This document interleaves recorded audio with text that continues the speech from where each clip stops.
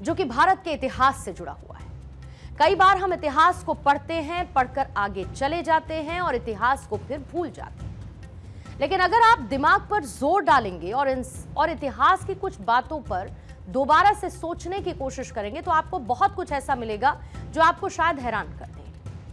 आज भारत के स्वतंत्रता सेनानी और हिंदुत्व विचारक विनायक दामोदर सावरकर की जयंती है। महाराष्ट्र से ताल्लुक रखने वाले वीर सावरकर ब्रिटिश साम्राज्य से आजादी पाने के लिए क्रांतिकारी विचारधारा के प्रबल समर्थक थे। इस कारण उन्हें अंग्रेजों ने काफी कठोर यातनाएं दी, सजा दी और उन्हें अंडमान द्वीप पर कैद कर दिया, जिसे काला पानी की सजा भी कहते हैं। आज वीर सावरकर की जयंती के मौके पर प्रधानमंत्री मोदी ने एक्स पर एक पोस्ट किया और उन्हें भारत माता का सच्चा सपूत बताया। सच्चा सपूत कहा। पीएम मोदी ने क्या कहा है? वो लिखते हैं कि भारत माता के सच्चे सपूत वीर सावरकर जी को उनके जन्म जयंती पर आदरपूर्ण श्रद्धांजलि। विदेशी हुकूमत की कठोर से कठोर यातनाएं भी मातृभूमि के प्रति उनके समर्पण भाव को डिगा नहीं पाई। आजादी के आंदोलन में उनके अदम्य साहस और संघर्ष की गाथा को कृतज्ञ राष्ट्र कभी भुला नहीं सकता। देश के लिए उनका त्याग और समर्पण विकसित भारत के निर्माण में भी पथ प्रदर्शक बना रहेगा। राष्ट्रवाद और हिंदुत्व की अलख जगाने वाले स्वतंत्रता सेनानी वीर सावरकर साहस के उस दीपक की तरह हैं जो हर देशवासी को अंधेरे में एक दिशा दिखाते हैं। और ऐसे में अब वीर सावरकर को लेकर महाराष्ट्र सरकार ने एक बड़ा फैसला किया है।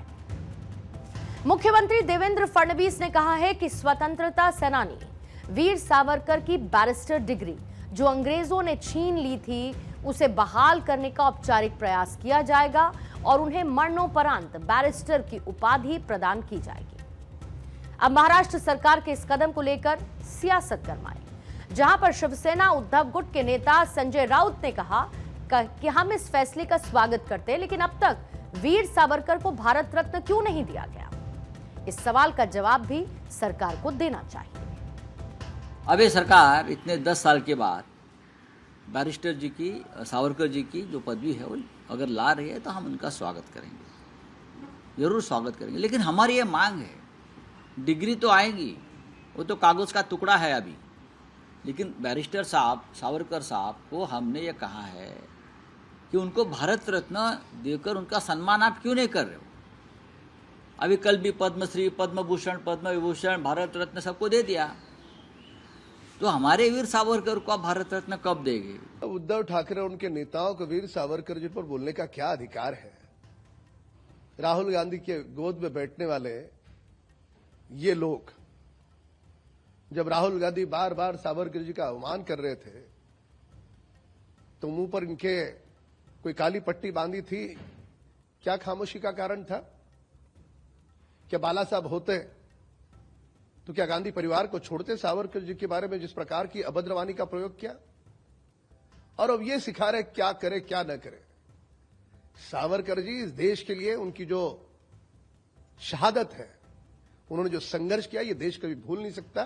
संजय राउत या उद्धव ठाकरे, इनके मुख से सावरकर जी ये शब्द शोभा नहीं देता। सुबह सिंदूर को, ऑपरेशन को गाली देने वाले, शाम को किसी ने कान पकड़ने के बाद फिर से अपनी बोली बदलने वाले, हमें नसीहत न दे।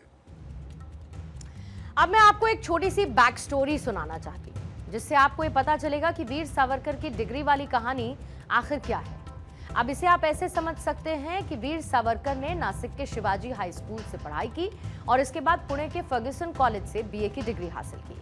फर्दर पढ़ाई के लिए वो लंदन चले गए और लंदन के ग्रेजन लॉ कॉलेज से बार एट लॉ का एग्जाम पास किया और परीक्षा पास कर लेने के बाद भी उनकी राजनीतिक सक्रियता के कारण सावरकर को बार में प्रवेश नहीं मिला। लंदन के ग्रेजन से सावरकर ने अपनी वकालत की पढ़ाई यानी कि लॉ की पढ़ाई पूरी कर ली थी, लेकिन उन्हें बैरिस्टर की उपाधि नहीं दी गई। इसकी वजह थी सावरकर ने ब्रिटिश राज के प्रति निष्ठा की शपथ लेने से इनकार कर दिया था। अंग्रेजों ने अपने पत्र में वीर सावरकर को सबसे खतरनाक क्रांतिकारी करार देते हुए उनकी बैरिस्टर की डिग्री छीन ली और अब इसी डिग्री को वीर सावरकर को वापस लौटाने का समय आ चुका है और यह फैसला लिया है महाराष्ट्र की देवेंद्र फडणवीस की सरकार ने। बाकी सियासत अपनी जगह है, लेकिन देश के ऐतिहासिक चेहरों को वो सम्मान जरूर मिलना चाहिए जिसके वो हकदार हैं।